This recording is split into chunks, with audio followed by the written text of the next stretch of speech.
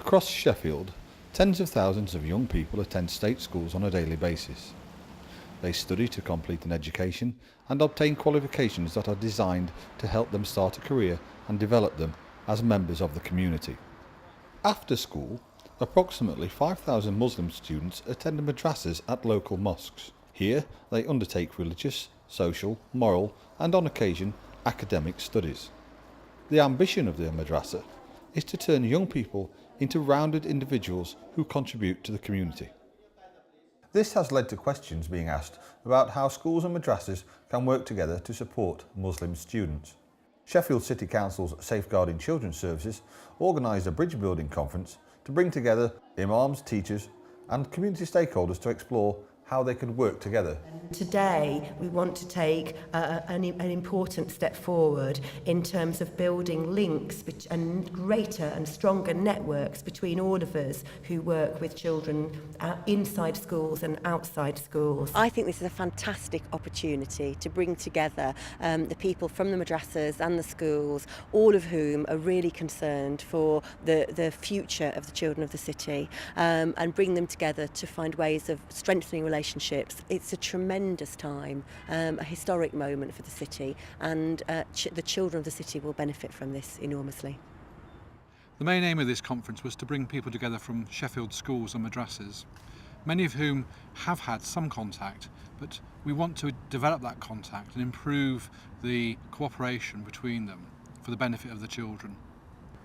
This is the first conference of its type, and it is very important for the Muslim community as well as for the schools to understand each other, to break the barrier and come together for the welfare and well-being of children.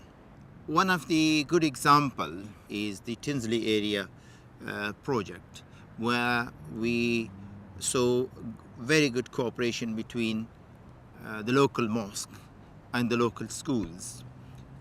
This helped the schools and the mosque both to understand that there are so many things between the schools and the mosque, that they are working together in common, sharing the curriculum with each other. Well, I've been the head teacher here for 3 years, so this is obviously a process of building relationships with the mosque over a period of time. We had an existing relationship when I first joined here, but things needed to move on, and I started to make contact with the mosque, getting to know the imam, inviting him in.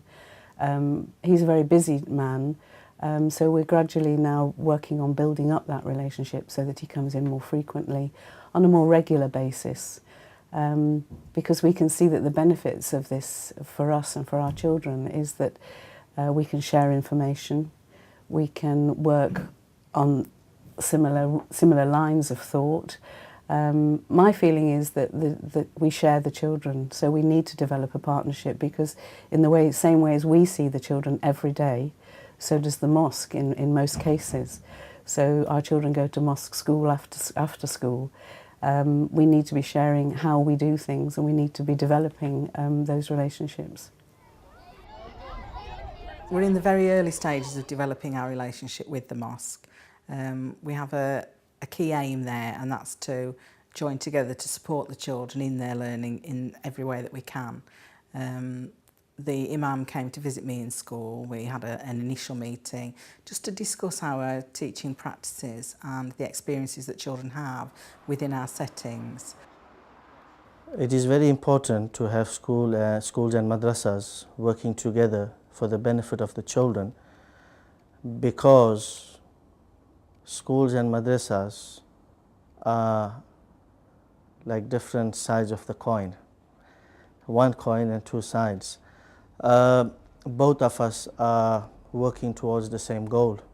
We are working for these youngsters to become good people, good individuals, and most of the things that they are taught in school, they are also taught in madrasa, but a different perspective, an Islamic perspective.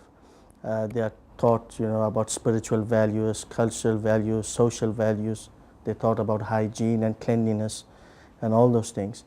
And it is important that we share information schools and madrasas share information about the well-being of children. For example, recently I was emailed by the head teacher of one of the schools regarding swine flu and how they were dealing with the situation, and that I felt was, you know, a very informative for me, and was a good example of schools and madrasas working side by side. We've been working on developing communication, making sure there's a two-way process. So, for instance, when there's an issue with a particular child in school who we have concerns about, I've telephoned and spoken with the imam about the child, because clearly we're trying to help the child in a particular way in school. It's beneficial for me to explain how we're working, and also to get feedback. How is the child getting on in the mosque? Are they finding techniques that we could use as well? And again, that's been very fruitful. Our curriculum in school is complementary to that of the madrasa, and much of the work that we do in school supports the learning that the children do in the madrasa. For example, our PSHE and citizenship curriculum is very similar to the teaching of Islamic manners in the mosque. And I think the more awareness that we as a school have of the teaching of Islamic manners, the better we can support the values that the children hold very, very dear. In developing this relationship between schools and madrasas, the schools also have to bear in mind that after school the child goes to madrasa. So when they are arranging out of school activities, they should at least, you know, consult the imam. It's important that we take into consideration that when we are arranging for activities out of school, that we do consult with the madrasas and make sure that yes, we are not depriving or preventing that child from gaining education in the madrasa, because we spend very little time with the child. Sometimes we have huge numbers and we just have an hour, because our classes, some madrasas, they may vary, they may spend 2 hours with the kid, but out of 2 hours we may just spend 5 minutes with one child. Well, Islam is the key determinant in the lives of most of our children in school here at Tinsley, and we need to recognise and acknowledge that and do everything we can to work alongside the madrasa to complement their teaching, so that our children don't get mixed messages. They're growing up in a pluralist society, they're facing a lot of challenges, there's a lot of media interest in Muslims at the moment, and our children need to feel that they are valued members of society as they grow up. We go to madrasa in Tinsley. It would be good if our madrasa and our school work together, because in RE in school, if they don't know most of the questions about religion, so they can ask the imam from the mosque and he will tell them. It'll help us, because if there's something wrong in this school, the teacher will tell the imam, and if there's something wrong in the madrasa, the imam will tell the teachers and they can sort it out. I would like my mum and my teachers to talk together about the things I want and I need in school. I think it would help if my imam and my teachers talk to each other, because it will help with what we are weak at and what we are strong at. I think what I'd like to develop is that the imam comes regularly to the school, so that we can build that into our practices and our expectations, so maybe to lead assemblies, perhaps to talk to specific groups of children to support us with our RE curriculum, because I think this gives us, that develops that relationship, but it also gives parents some reassurance about our valuing of that aspect of the children's development.